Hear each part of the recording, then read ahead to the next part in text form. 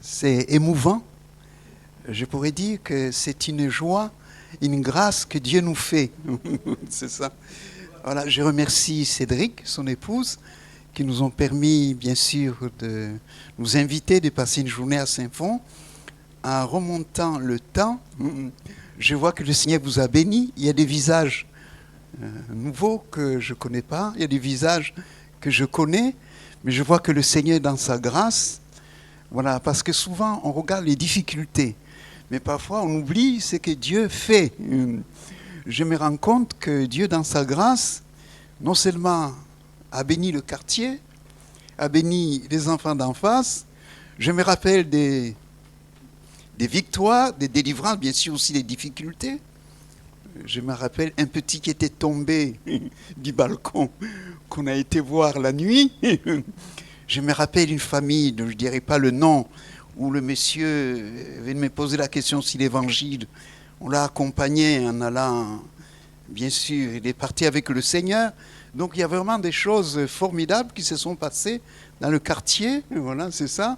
Je me rappelle une maman qui est venue me voir. Monsieur le pasteur, il faut que les enfants du quartier viennent. Mon petit est venu me rendre tout ce qu'il m'a pris. Il m'a dit, maman, si Naïssa a changé mon cœur, je te donne tout ce que j'avais pris. Il m'a dit, qu'est-ce que... C'est formidable ce que Dieu fait. Donc il y a des choses extraordinaires, voilà, bien sûr. Je me rappelle en remontant le temps, le jeune Ali qui avait attrapé quelque chose dans le pied, on a lui coupé la jambe. Toute l'église a prié, vous compte? Et oui, quand il retournait voir le médecin, il m'a dit, je vais voir l'autre, ton frère. Il m'a dit, non, il dit, c'est moi. C'est pas possible, parce que la jambe avait gangréné, on a lui coupé la jambe. Mais Dieu, dans sa grâce, a changé la situation. Donc, Dieu fait de belles et grandes choses, voilà. Et puis, on peut passer la journée en rendant, bien sûr, témoignage. Donc, nous, comme l'a dit Cédric, nous sommes rapprochés parce qu'on était sur Martigues, parce qu'on a fait 4 ans sur Grenoble, et à la retraite, je voulais me rapprocher parce que Marie-France dit marseillaise, voulait voir un peu la famille, on s'est rapproché là-bas, j'ai dit je n'aime pas trop les grandes villes, et puis un frère à qui j'ai été en formation, qu'on a été en formation ensemble, mon stagiaire Stéphane Minger m'a dit « Monsieur le pasteur, où est-ce que tu vas ?» À la retraite. J'ai dit « Écoute, on réfléchit. » Il m'a dit « Pourquoi pas Martigues ?» Moi, je regarde sur la carte Martigues. J'ai dit « Chérie, c'est pas très loin de Marseille. » Donc, c'est comme ça qu'on s'est rapproché de Martigues. Mais avec le temps, comme notre fils, Joël est resté sur Grenoble, ça serait bien qu'on se rapproche parce qu'on a 3 enfants. Delphine en Tanzanie, pas à côté. David en Angleterre à Birmingham. Les enfants sont éparpillés. Mais quand même, le Seigneur vraiment les a bénis. Voilà, c'est ça. Et j'ai dit... Et puis une opportunité s'est présentée pour un logement sur Annecy. J'ai dit, voilà la solution. On sera à 1 heure de Joël. C'est comme ça qu'on se retrouver sur Annecy. Alors si vous passez Annecy, pas tous en même temps. Voilà, vous êtes les bienvenus. Voilà. Alors, en priant, bien sûr, il y a ce texte qui est revenu sur mon cœur. Je suis persuadé que peut-être vous avez traversé un moment de découragement. Ça arrive. Moi-même, j'ai été souvent un peu découragé. Si vous n'avez pas vécu le découragement, un jour ou l'autre, vous pouvez traverser le découragement. Mais la parole de Dieu nous donne des secrets et des solutions dans nos découragements. J'aimerais prendre ce texte qui nous servira de méditation dans le premier livre de Samuel. Vous connaissez David. Il est parti au secours de ceux qui sont découragés. Alors Dieu, dans sa grâce ce matin, peut-être peut encourager quelqu'un. 1 Samuel chapitre 17, à partir du verset 31. Nous lisons cette parole, que Dieu dans sa grâce nous aide à saisir l'essentiel. Oui, Vous avez les salutations de frères et sœurs d'Annecy, de Joël Blachon et de son épouse. J'ai dit, je réponds à l'invitation. Et puis, salutations à ceux que je ne connais pas, des têtes nouvelles, bien sûr. Je me réjouis de voir le progrès de l'évangile. Que Dieu vraiment vous bénisse. En tout cas, on prie pour vous. Amen. Gloire à Dieu. 1 Samuel chapitre 17, verset 31. Il est écrit: lorsque l'on eut entendu les paroles prononcées par David, on le répéta devant Saül qui le fit chercher. David dit à Saül que personne, voilà cette parole qui m'a interpellé, que personne ne se décourage à cause de ce Philistin. Ton serviteur ira se battre avec lui. Saül dit à David: tu ne peux pas aller te battre avec ce Philistin, car tu es un enfant, il est un homme de guerre de sa jeunesse. David dit à Saül: ton serviteur faisait paître les brebis de son père. Quand un lion ou un ours venait en élever une du troupeau, je courais après lui, je le frappais, j'arrachais la brebis de sa gueule. S'il se dressait contre moi, je le saisissais par la gorge, je le frappais, je le tuais. C'est ainsi que ton serviteur a terrassé les lions et l'ours. Il en sera du Philistin, de cet incirconcis comme l'un d'eux, car il a insulté l'armée du Dieu vivant. David dit encore: l'Éternel qui m'a délivré de la griffe du lion, de la patte de l'ours, me délivrera aussi de la main de ce Philistin. Saül dit à David: va et que l'Éternel soit avec toi. Saül fit mettre ses vêtements à David. Il plaça sur sa tête un casque de rein, le revêtit d'une cuirasse. David ceignit l'épée de Saül par-dessus ses habits et voulut marcher, car il n'avait pas encore essayé. Mais il dit à Saül: je ne puis pas marcher avec cette armure, je ne suis pas accoutumé. Il s'en débarrassa. Il prit à main son bâton, choisit dans le torrent 5 pierres polies, et les mit dans sa gibecière de berger et dans sa poche. Puis, sa fronde à la main, il s'avança contre le Philistin. Le Philistin s'approcha peu à peu de David, et l'homme qui portait son bouclier marchait devant lui. Le Philistin regarda.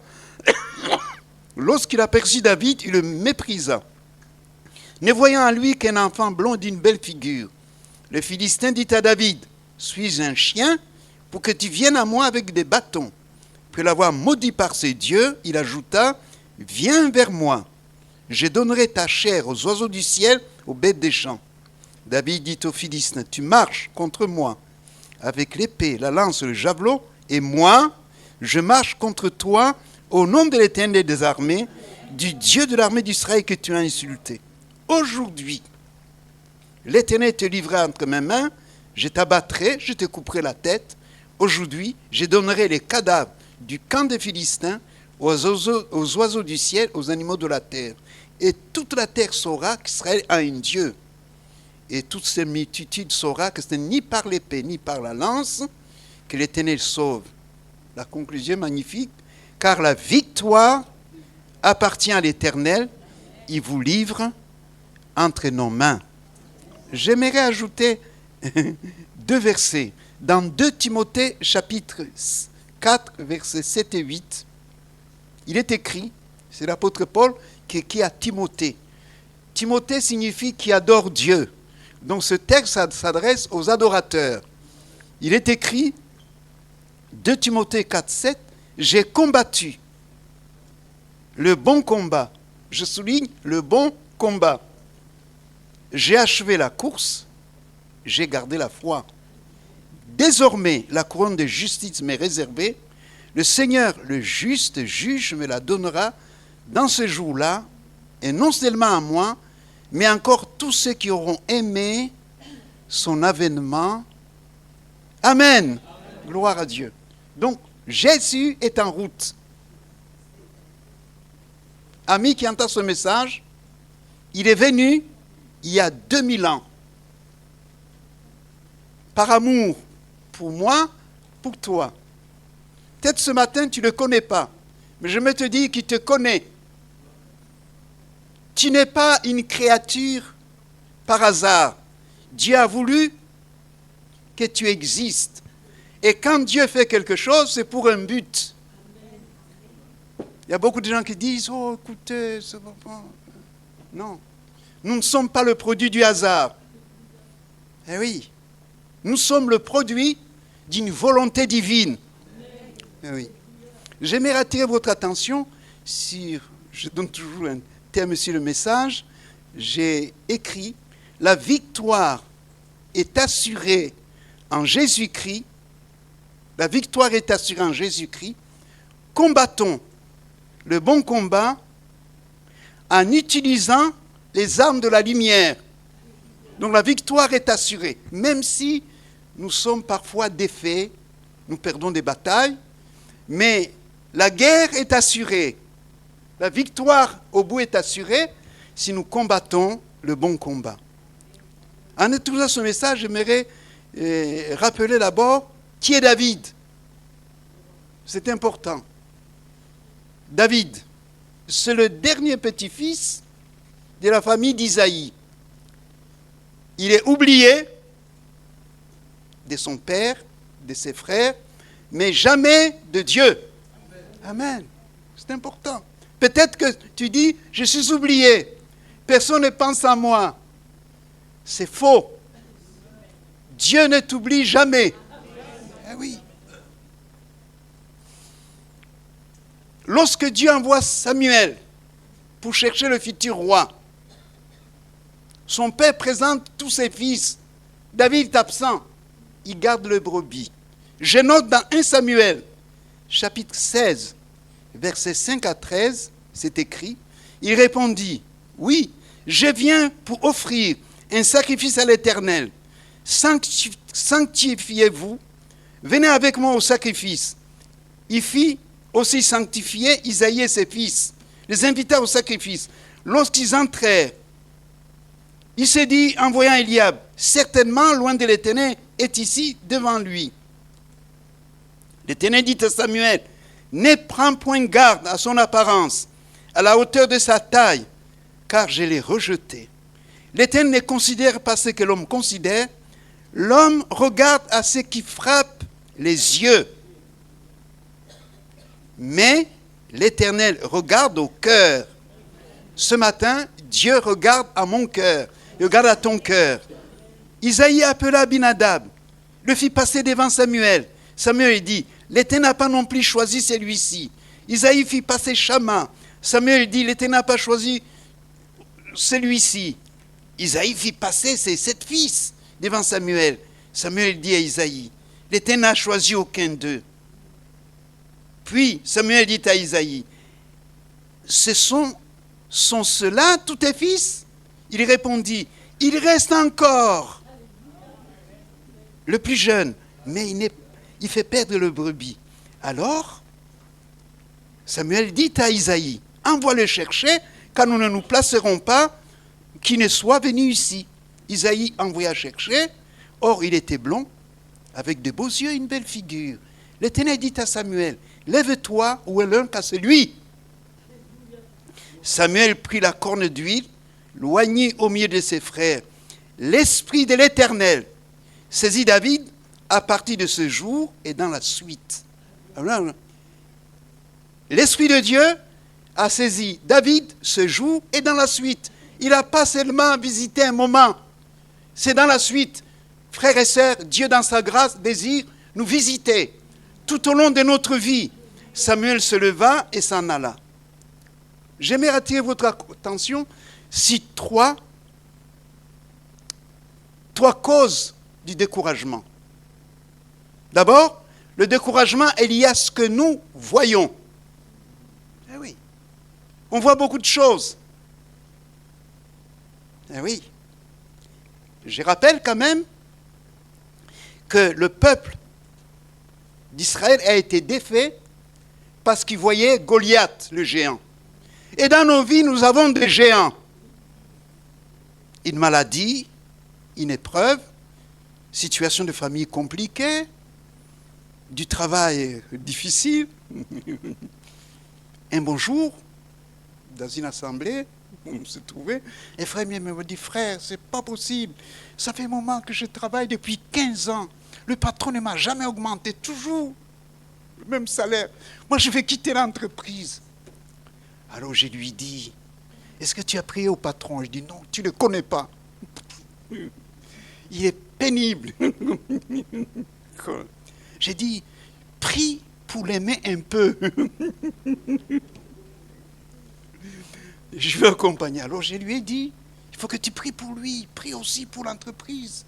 Ça fait 15 ans qu'il s'est tellement, Dieu peut réveiller pour qu'il pense à toi. Alors il a commencé à prier pour le patron. Et Dieu lui a donné de l'amour. Il a prié pour lui. Prié pour lui. Après quelques mois, le patron le convoque. Il me dit, j'arrive pas à dormir. Tu es venu dans mes... Je me suis rendu compte que j'étais oublié. Et toi, tu dis rien, les autres, c'est de... Il dit, écoute, je t'ai fait une augmentation de 500, je donne les clés de la chose. Incroyable. Donc, sa situation a changé quand il a prié. Il a prié pour celui qui semblait l'ignorer pendant 15 ans. Et bien, le salaire, avec des avantages. Donc, la prière, ça change tout. Important. Peut-être il y a quelqu'un qui est un patron qui est pénible. Je sais pas. Prie pour lui. C'est sûr. Un autre exemple, quand même, le domaine de l'entreprise, on était dans une ville de Mako, il y a du bon vin. Pendant la période de crise au Moyen-Orient, il y avait des blocages, c'était difficile. L'économie était au plus bas. On compte, ce chef d'entreprise, je le visite. Il s'est venu de s'approcher du Seigneur. Et puis il me dit, cette année, c'est incroyable, alors que les autres sont dans la crise, j'ai fait 4 fois le chiffre d'affaires, je me suis donné 3 fois le salaire. Et alors je lui ai dit, est-ce que tu as pensé aux ouvriers? Ah, il a gardé le silence. Tu donnais 3 fois. Je dis, vous me donnez 2 fois le salaire aux ouvriers. Il est rentré, quand il s'est couché, la parole est revenue dans sa conscience. Je vous assure, il a donné 2 fois le salaire des ouvriers le mois qui a suivi. Alors ils se sont dit, le patron va nous licencier. Ils se sont dit, vous vous rendez compte, celui qui avait 7 000 avait 14. Il m'a dit, ça n'a jamais existé. Peut-être qu'il va nous licencier. Il est tellement généreux. Mais non, le taux d'absentéisme dans l'entreprise est descendu à 0,3. Il était de 10%. Les gens étaient motivés. Donc Dieu change. Non seulement il aime le patron, mais il aime les ouvriers, ceux qui travaillent. Et puis il allait saluer les gens. La situation, l'évangile change la situation pratique de nos vies. Lorsque nous incluons Dieu, eh oui, c'est important. Je rappelle dans 1 Samuel, eh oui, chapitre 17, versets 24 et 26, c'est la vue. Il est écrit, à la vie de cet homme, tous ceux d'Israël s'enfuient devant lui. Et puis il saisit une grande crainte. Chacun disait, avez-vous vu s'avancer cet homme? C'est pour jeter à Israël un défi qui s'est avancé. Si quelqu'un le tue, le roi le comblera de richesses, lui donnera sa fille, il affranchira la maison de son père en Israël. David dit aux hommes qui se trouvaient près de lui, que fera-t-on à celui qui tuera ce Philistin, qui ôtera l'opprobre du dessus d'Israël? Qui est donc ce Philistin? C'est ainsi concis pour insulter l'armée du Dieu vivant. Donc, ils ont vu le géant, il s'est caché dans les ravins. Ils avaient une difficulté. Personne n'a combattu. Ils ont fui. Donc, Goliath semait la terreur. Il y a des choses dans nos vies qui peuvent semer la terreur. Et nous oublions que Dieu est avec nous. C'est important de nous rappeler. Je rappelle le livre de Nombre, Nombre 13, 31-33. Il est écrit, mais les hommes qui étaient allés avec lui dire, ce sont les espions. Dieu leur donne le pays. Nous ne pouvons pas monter contre ce peuple, car il est plus fort que nous. Ils décrièrent devant les enfants d'Israël le pays qu'ils avaient exploré et dire, le pays que nous avons parcouru pour l'explorer, c'est un pays qui dévore ses habitants. Tous ceux que nous y avons vus sont des hommes de haute taille. Et nous y avons vu des géants, enfants d'Anak, de la race des géants. Et nous étions, je l'ai souligné, à nos yeux, au leur comme des sauterelles. C'était des géants, ils étaient comme des sauterelles. Mais ils ont oublié que les sauterelles, ça saute. Ils étaient petits, ils ont oublié le compte. Nombre 14, 6, 9. Et parmi ceux qui avaient exploré le pays, Josué, fils de Ner, et Caleb, fils de Jephuné, déchirèrent ses vêtements et parlèrent ainsi à toute l'assemblée des enfants d'Israël.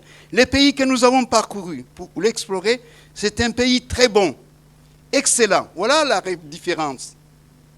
Si l'Éternel nous est favorable, il nous mènera dans ce pays, il nous le donnera. C'est un pays où coule le lait et le miel. Et du citron. C'est pas marqué du citron. Seulement, ne soyez point rebelles contre l'Éternel, ne craignez point ces gens de ce pays, car ils nous serviront de pâture. Et ils n'ont plus d'ombrage pour le couvrir. L'Éternel est avec nous, ne les craignez point. La crainte. Souvent la crainte nous paralyse. J'ai fait mes études dans la bonne ville de Montpellier. J'avais un copain très intelligent. On passait les oraux. Alors, on l'avait bien révisé. Et lui, je le vois dans la cour en attendant son passage. Il avait les mains moites. Sa chemise est trempée. Mais je dis, tu es le meilleur étudiant. On dit, j'ai peur de ce professeur. Moi, j'ai dit, moi, j'ai eu un 14. Toi, tu vas voir un 16, il n'y a pas de souci. Mais il avait peur. Quand tu es arrivé pour passer l'examen, le professeur a vu qu'il tremblait, qu'il avait peur. Il a vu, lui, il n'a pas du tout révisé. Il est sorti avec un 8.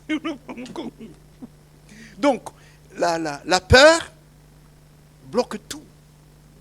Eh oui. Eh oui. Si Jésus est avec nous, il chasse la crainte, la peur dans nos cœurs. Ce matin, croyez que Dieu est avec nous. C'est important.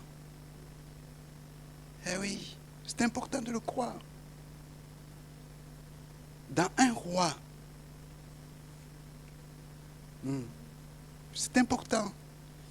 Chapitre 3, versets 8 à 12. Il est dit, ton serviteur est du peuple que tu as choisi. Peuple immense. Il s'agit, bien sûr, de Salomon. Il s'est confié dans le Seigneur. Il a prié. Qui ne peut ni compter ni dénombrer à cause de sa multitude. Accorde à ton serviteur un cœur intelligent pour juger ton peuple, pour discerner le bien du mal. Car qui pourrait juger ton peuple, ce peuple si nombreux? Cette demande de Salomon plutôt au Seigneur. Et Dieu lui dit, plus c'est là ce que tu demandes, puisque tu ne demandes pour toi ni une longue vie, ni les richesses, ni l'amour de tes ennemis, et que tu demandes de l'intelligence pour exercer la justice. Voici, j'agirai sans ta parole, je te donnerai un cœur sage et intelligent, de telle sorte qu'il n'y aura eu personne avant toi, qu'on ne verra jamais personne de semblable à toi. Salomon a été un grand roi. Même le monde païen, financier, connaît ce nom. Nous avons travaillé dans la bonne ville d'Aix-les-Bains. On a amené les enfants pour faire de la luge au revard. Vous connaissez le revard. Et puis glisser, bien sûr. Et à côté de lui, un monsieur qui a glissé avec ses skis. Il est tombé. Je suis allé vers lui. Je pensais qu'il s'était fait du mal. Je regardais des skis Salomon. J'ai dit, monsieur, vous n'êtes pas fait mal. Il m'a dit, non, ça va mieux. J'ai dit, vous connaissez cet homme? Mais non, il dit, des skis sont super. J'ai dit, non, je vous pose la question, vous connaissez cet homme? Il a dit, non, c'est une marque. Alors je lui ai dit, c'est un roi. Ah bon? Qui est c'est un roi de quoi? Alors je lui ai parlé de Jésus. Il m'a dit, monsieur, ce sont des skis, ça coûte cher, mais ce sont des bons skis pour skier, les Salomon. J'ai dit, vous savez que c'était un roi en Israël. Dieu lui a donné la sagesse. Donc, le monde financier a utilisé ce nom pour vendre des skis. Alors je lui dis, tu as intérêt de le connaître. Il m'a dit, monsieur, donnez-moi la Bible. J'ai pris ses coordonnées pour lui envoyer la Bible. Une piste de ski. Cet homme, bien sûr, il avait des moyens, il skiait, bien sûr, avec le ski Salomon. Mais ça a été l'occasion de lui parler du Seigneur. Peut-être il y a des gens qui font du ski. Je ne fais pas la pub du ski Salomon. Mais c'était l'occasion de nous rappeler, connaître Jésus Ça change tout. Dieu lui a donné la sagesse. Jésus veut nous donner la sagesse. Dans le témoignage, et oui, je crois que le fait de voir un danger, il faut se rappeler toujours que Dieu est plus grand que le danger. Amen. Mon frère, ma soeur, toi qui traverses une épreuve, il faut que tu saches que Dieu est plus grand que ton épreuve. C'est important, oui. Comment dirais-je, le découragement est lié aussi à ce qu'on ressent. Vous savez, dans le deuxième livre de Rois, au chapitre 7, verset 3 à 11, il est écrit, c'est l'histoire des 4 lépreux. Vous voyez? Eh oui. Il y avait à l'entrée de la porte 4 lépreux qui se dirent l'un à l'autre. Quoi, restons-nous ici jusqu'à ce que nous mourions? Si nous songeons à entrer dans la ville, la famine est dans la ville, et nous y mourrons. Si nous restons ici, nous mourrons également. Allons nous jeter dans le camp des Syriens. Si nous laissent vivre, nous vivrons. Si nous font mourir, nous mourrons. Ils partirent donc au crépuscule pour se rendre au camp des Syriens. Et lorsqu'ils furent arrivés à l'entrée du camp des Syriens, voici, il n'y avait personne. Le Seigneur avait fait entendre dans le camp des Syriens un bruit de chars, un bruit de chevaux, le bruit d'une grande armée. Ils s'étaient dit l'un de l'autre, voici, le roi d'Israël a pris à sa solde contre nous des rois des Hétiens et des rois des Égyptiens pour venir nous attaquer. Ils se levèrent, partirent et prirent la fuite au crépuscule, abandonnant leurs tentes, leurs chevaux, leurs ânes, le camp tel qu'il était. Ils s'enfuirent pour sauver leur vie. Les lépreux, étant arrivés à l'entrée du camp, pénétrèrent dans une tente, mangèrent et burent. Ils emportèrent de l'argent, de l'or et des vêtements. Ils allèrent cacher. Ils revinrent, pénétrèrent dans une autre tente. Ils en emportèrent des objets qu'ils avaient cachés. Puis ils se dirent l'un à l'autre, nous n'agissons pas bien. Cette journée est une journée de bonnes nouvelles. C'est une journée de bonnes nouvelles. Si nous gardons le silence, si nous attendons jusqu'à la lumière du matin, le châtiment nous atteindra. Venez maintenant, allons informer la maison du roi. Ils partirent, ils appelèrent les gardes de la porte de la ville, auxquels ils firent ce rapport. Nous sommes entrés dans le camp des Syriens. Voici, il n'y a personne. On n'y entend aucune voix d'homme. Il n'y a que des chevaux attachés et des ânes attachés. Et les tentes, comme elles étaient. Les gardes de la porte crièrent, ils transmirent le rapport à l'intérieur de la maison du roi. Nous sommes invités à annoncer la bonne nouvelle. Eh oui, la bonne nouvelle produit un sentiment de la présence de Dieu. Et le prophète avait dit, vous allez avoir quelque chose à manger le lendemain. Et l'officier sur lequel le roi s'appuyait, il a été écrasé parce qu'il n'a pas cru. Eh oui. Donc nous sommes parfois écrasés parce que nous ne croyons pas. Nous avons besoin de croire que le Dieu que nous servons, même dans le danger, il est toujours là. Bien sûr, à l'œuvre. C'est important. Eh bien, j'aimerais dire aussi que le découragement est lié à ce que l'on pense. Oui. Comment vous pensez?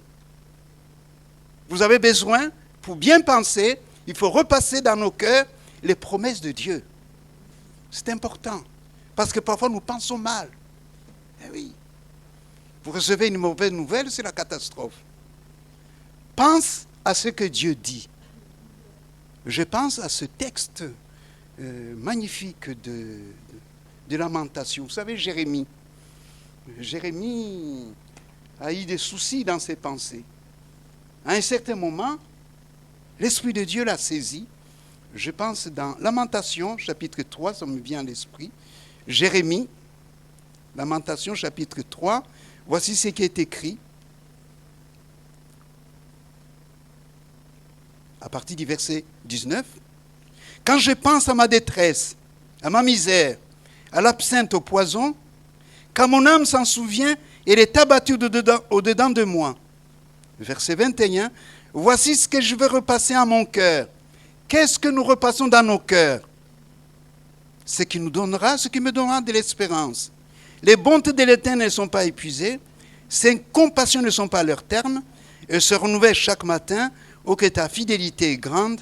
L'Éternel est mon partage de mon âme, c'est pourquoi je vais espérer en lui. Amen.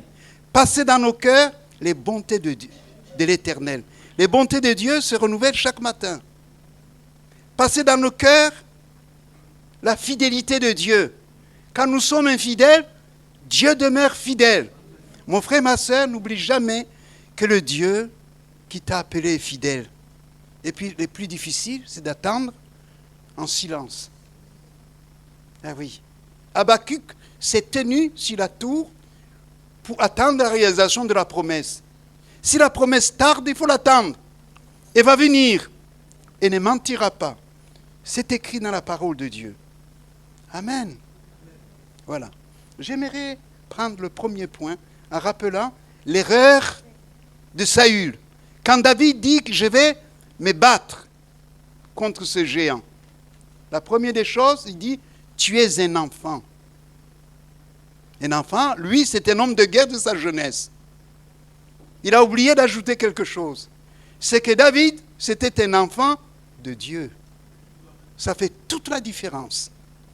Eh oui, c'est important. Qu'est-ce que c'est un enfant de Dieu? C'est important pour cette question. Dans le premier chapitre de Jean, Jean chapitre 1, 11 à 13, il dit, « Elle est venue chez les siens. » Il s'agit de la lumière.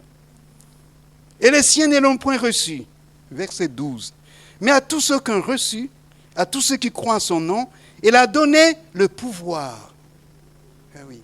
Le mot pouvoir, c'est dynamique. Eh oui. C'est l'autorité de devenir enfant de Dieu, lesquels sont nés non du sang, ni de la volonté de la chair, ni de la volonté de l'homme, mais de Dieu. Qu'est-ce que c'est l'autorité? Vous avez déjà vu des policiers sur la route? Le policier n'a pas la force d'arrêter un 38 tonnes. Il suffit qu'il lève la main. Le camion est obligé de s'arrêter. Sinon, le conducteur risque le retrait de permis, ne plus conduire. Parce qu'il représente l'autorité publique. Eh oui. Si Jésus est en toi, tu as l'autorité. Eh oui. De dire à l'ennemi, stop. Eh oui. Il y a une sœur qui était partie dans une réunion de prière. Son mari, un buveur, un vétéran qui la battait. Elle est rentrée dans la joie. Et lui, il était sous. Il la prend, il la soulève. Il allait mettre le coup. Il a crié « Jésus !» Son mari s'est écroulé. Oh, il est parti chercher une serviette avec de l'eau pour la ranimer.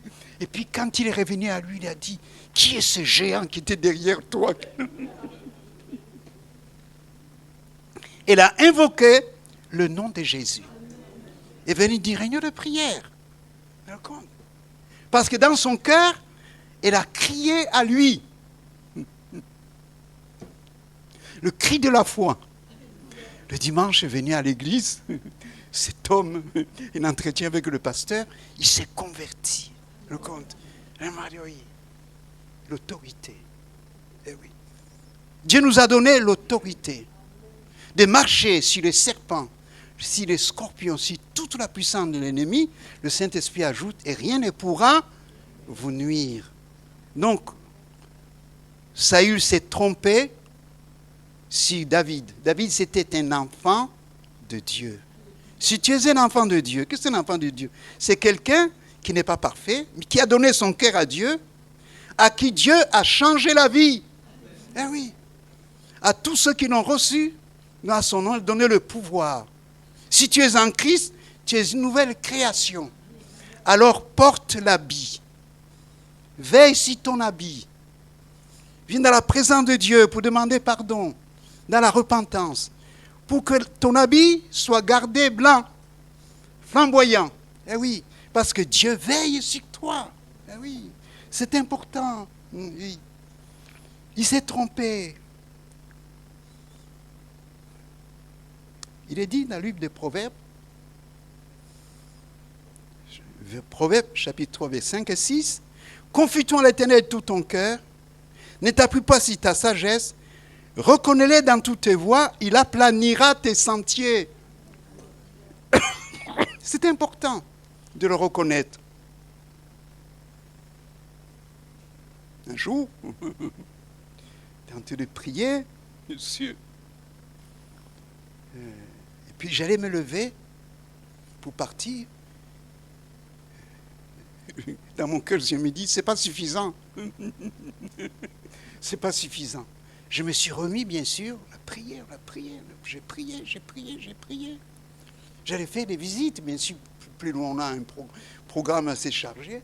Et sur la route, bien sûr, ce que je ne savais pas, j'avais fait la visite.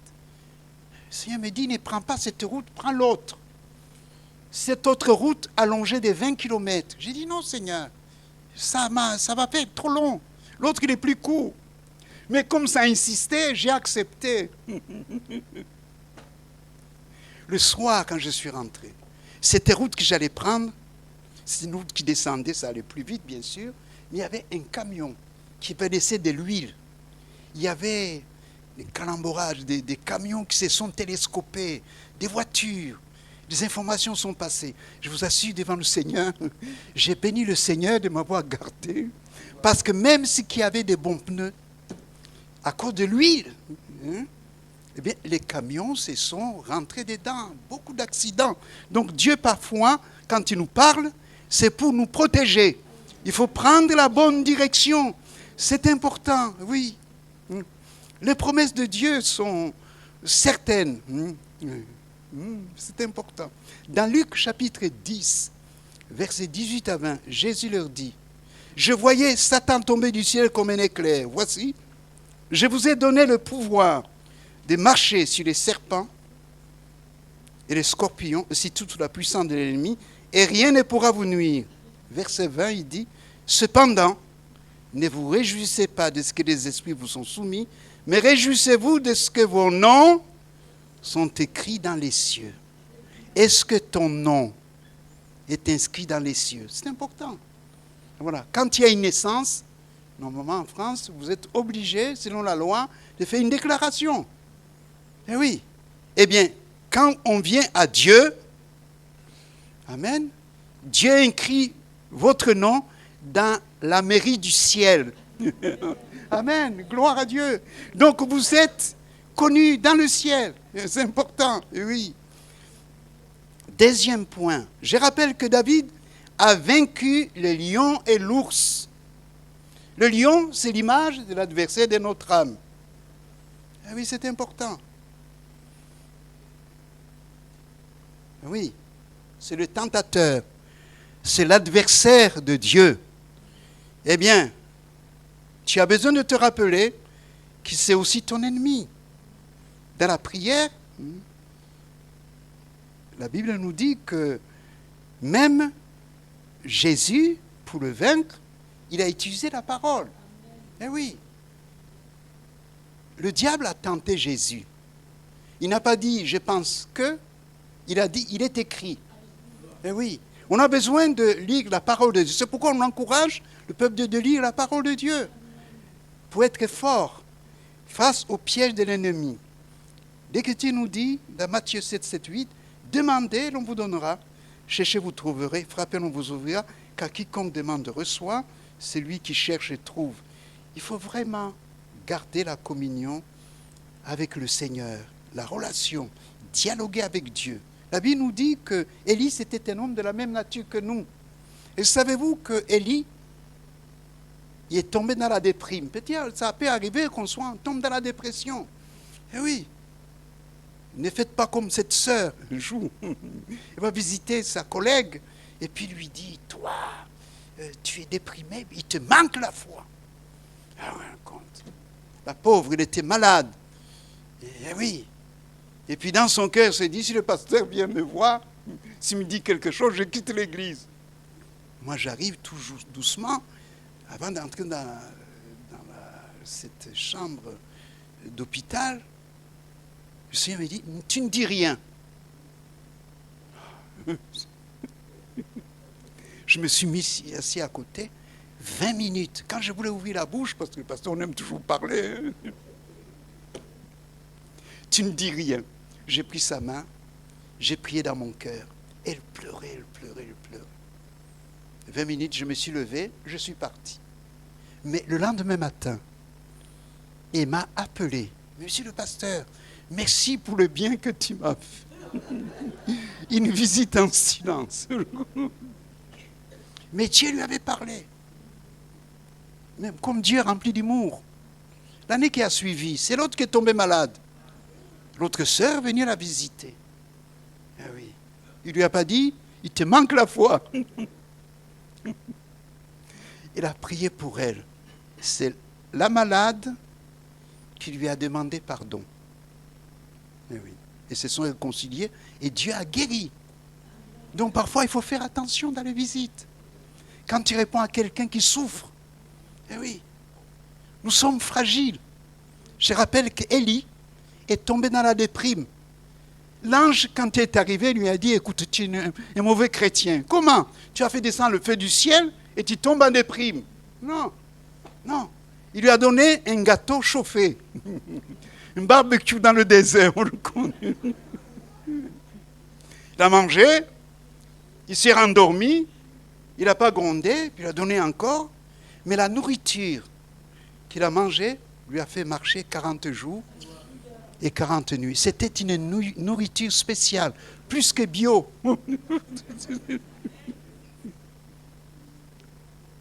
Eh oui. David a terrassé le géant parce qu'il avait vaincu le lion. Résister au diable, il s'enfuira. Mais pour résister au diable, il faut être dans la parole. Il faut savoir ce qui est écrit. Eh oui. Savoir qui tu es. C'est important. Eh oui. Je rappelle que parmi les gens qui ont marché avec Dieu, un homme qui nous inspire, c'est Abraham, le père de la foi. Regardez ce qui est écrit. Genèse 17, versets 1 et 2. Lorsqu'Abraham fut âgé de 99 ans, c'est quand même avancé en âge, l'Éternel apparut à Abraham et lui dit, « Je suis le Dieu tout-puissant. » Est-ce que nous savons que Dieu est tout-puissant? Eh oui. Il dit, « Marche devant ma face et sois intègre. J'établirai mon alliance entre moi et toi, je te multiplierai à l'infini. » C'est beau. Donc, l'intégrité n'est pas naturelle. Pour être intègre, vous attachez à Dieu. Ah oui, c'est important. Je rappelle qu'Enoch a marché avec Dieu. Pour marcher avec Dieu, avec quelqu'un, il faut dialoguer. C'est important. Prends le temps de dialoguer avec Dieu. Dans tes soucis, dans tes peines, dans tes combats. Parle-lui. Lui, il peut tout comprendre. Eh oui. Mais ce qui est impressionnant, magnifique cet homme, la Bible nous dit, tous les jours d'Enoch furent de 365 ans. Verset 24, il est écrit, Enoch marcha avec Dieu, puis il ne fut plus apothéose, parce que Dieu le prit. Quand on marche avec Dieu, Dieu va nous prendre. C'est important.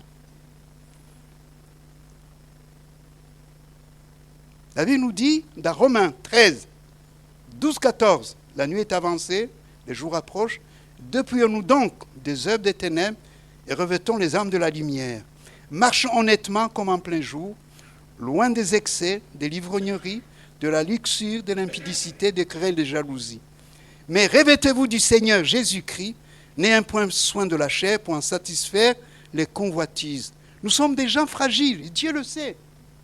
Mais si nous donnons Jésus, nous mettons à sa place, il va travailler dans nos cœurs et changer nos vies. Amen. Gloire à Dieu. Dernier point. David a combattu le bon combat. C'est important. Il a gardé la foi en attente d'une récompense céleste.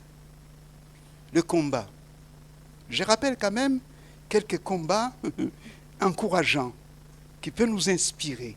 Dans Acte 12, versets 5 à 12, Pierre était donc gardé dans la prison.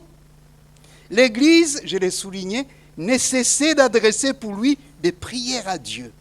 La prière, c'est une arme qui permet à Dieu d'agir. Eh oui. La nuit qui précéda le jour où Hérode allait le faire comparaître, Pierre, lié de 2 chaînes, dormait entre 2 soldats. Les sentinelles devant la porte gardaient la prison. Voici, un ange du Seigneur survint, une lumière brilla dans la prison. L'ange réveilla Pierre en le frappant au côté en disant « Lève-toi promptement ».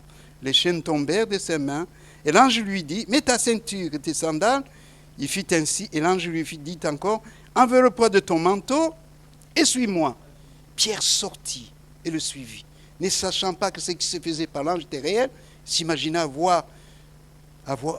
avoir une vision. Lorsqu'ils eurent passé la première garde, puis la seconde, ils arrivaient à la porte de fer qui mène à la ville, qui s'ouvrit d'elle-même devant eux. Ils sortirent, s'avançaient dans une rue. Aussitôt l'ange quitta Pierre. Revenu à lui-même, Pierre dit « Je vois maintenant, d'une manière certaine, que le Seigneur a envoyé son ange qui m'a délivré de la main d'Hérode et de tout ce que le peuple juif attendait. » Après avoir réfléchi, il s'est dirigé vers la maison de Marie, mère de Jean, sinon Marc, où beaucoup de personnes étaient réunies et priaient. La prière, c'est vraiment une bénédiction. Je me souviens, il y a quelque temps, ici, on avait programmé une prière très tôt le matin. Puis, vers 6 heures, pour ceux qui voulaient aller travailler, venaient prier. On priait pour les jeunes, on priait pour les uns et les autres, on priait pour les jeunes filles, pour qui se marient, on priait pour les uns et pour les autres.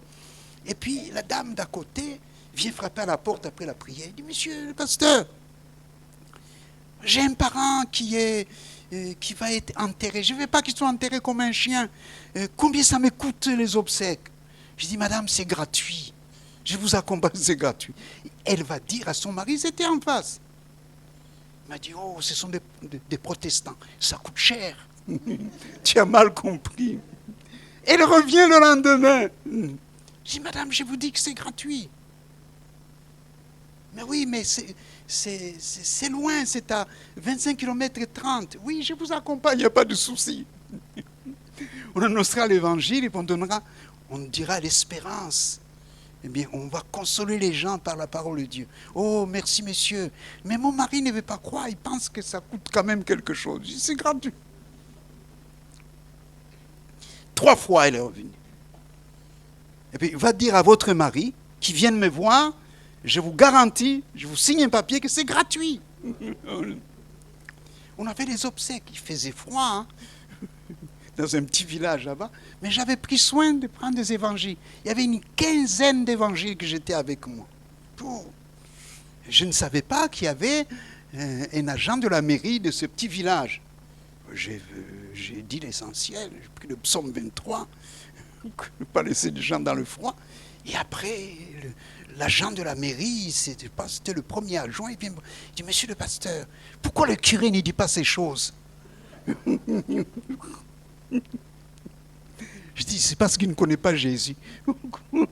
Alors je lui donne un évangile, je donne à tous les petits, les membres de la famille, c'est 15 évangiles, bien sûr, mais tous les 15 de sa famille sont partis dans les églises de Lyon.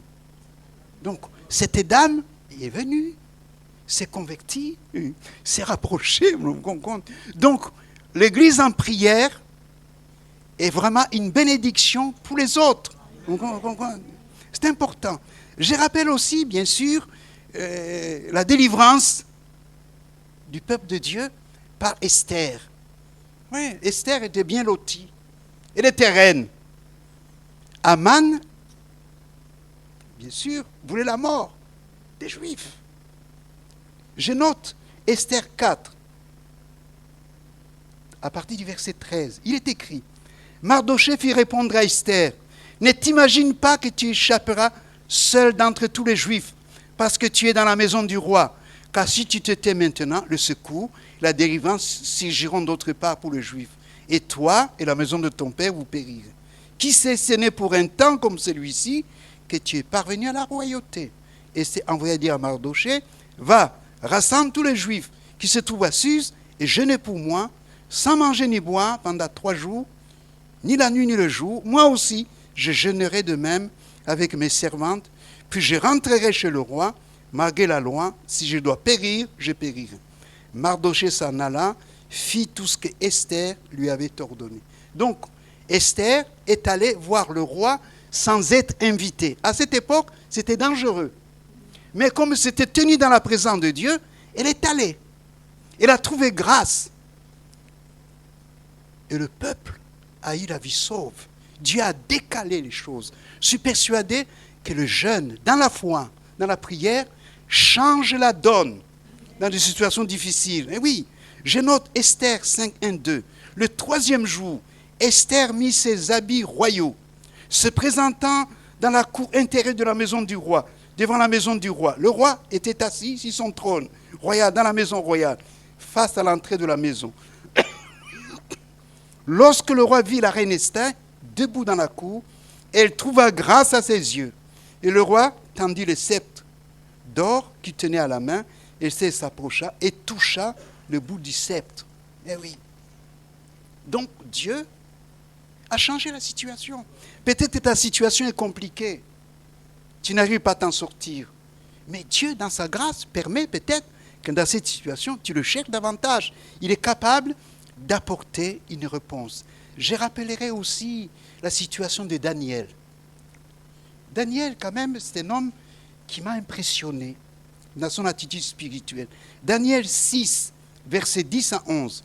Lorsque Daniel sut que le décret était écrit, il se retira dans sa maison, où les fenêtres de la chambre supérieure étaient ouvertes dans la direction de Jérusalem. 3 fois le jour, il se mettait à genoux, il priait et louait son Dieu, comme, je l'ai souligné, comme il le faisait auparavant. Alors ces hommes entraient tumultueusement et le trouvaient Daniel qui priait et invoquait son Dieu. Ces gens étaient méchants. Ils voulaient, bien sûr, faire périr Daniel. Mais lui, il est resté droit devant son Dieu. Je note Daniel 6, 15, 17. Mais ces hommes insistèrent auprès du roi et lui dirent, sache au roi que la loi des Mèdes et des Perses exige que toute défense ou tout décret confirmé par la loi soit irrévocable. Alors le roi donna l'ordre qu'on mena Daniel, qu'on le jeta dans la fosse aux lions. Le roi prit la parole et dit à Daniel, puisse ton Dieu que tu sers avec persévérance te délivrer. On apporta une pierre, on le mit sur l'ouverture de la fosse, et le roi la scella de son anneau et de l'anneau de ses gants, afin que rien ne fût changé à l'égard de Daniel. Daniel 6, 21, 23. Daniel dit au roi, roi, vis éternellement. Mon Dieu a envoyé son ange à fermer la gueule des lions, qui m'ont fait aucun mal, parce que j'ai été trouvé innocent devant lui, et devant toi non plus, ô roi, je n'ai rien fait de mauvais. Alors le roi fut très joyeux, il leur ordonna qu'on fît sortir Daniel de la fosse. Daniel fut retiré de la fosse, on ne trouva sur lui aucune blessure, parce qu'il avait eu confiance en son Dieu. Amen. Gloire à Dieu. Donc je crois que le Dieu de Daniel, c'est notre Dieu. Il n'a pas changé. Amen. Il est devenu indigeste au lion. C'est sûr. Avertissement pour tous les croyants, comme pour chacun d'entre nous. Marc nous dit, 13, 35, 37. Veillez donc, car vous ne savez quand viendra le maître de la moisson, de la maison, ou le soir, au milieu de la nuit, au chant du coq, ou le matin. Craignez qu'il ne vous trouve endormi à son arrivée soudaine. Ce que je vous dis, je le dis à tous. Je suis persuadé que le Seigneur, ce qu'il attend, c'est que nous ayons une relation vivante. Si nous sommes faibles, apportons notre faiblesse au Seigneur. Dieu va nous aider, nous encourager. Mais oui, nous sommes invités à combattre le bon combat. 1 Corinthiens 9, 24-25. Ne savez-vous pas que ceux qui courent dans le stade courent tous, mais qu'un seul remporte le prix? Courez de manière à remporter. Tous ceux qui combattent s'importent toute espèce d'abstinence. Ils le font pour obtenir une couronne corruptible, mais nous le faisons pour une couronne incorruptible. Donc Dieu veut que nous soyons vraiment des vainqueurs.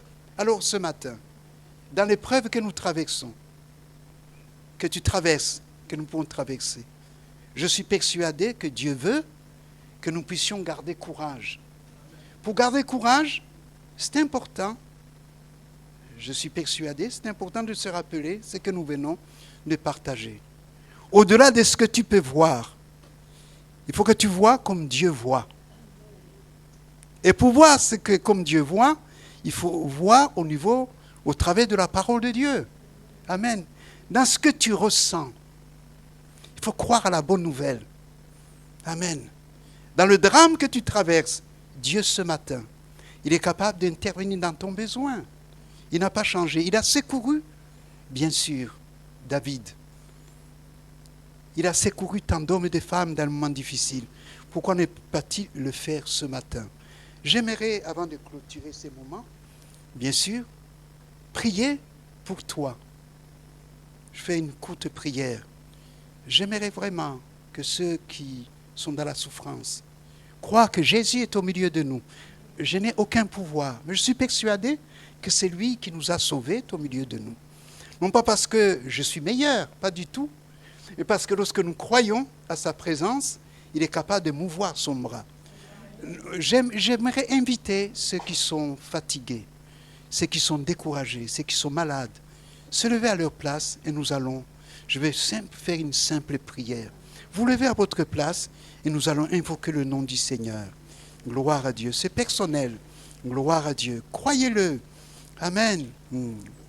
Gloire à Dieu. Il est le Dieu de délivrance. Amen. Gloire à Dieu.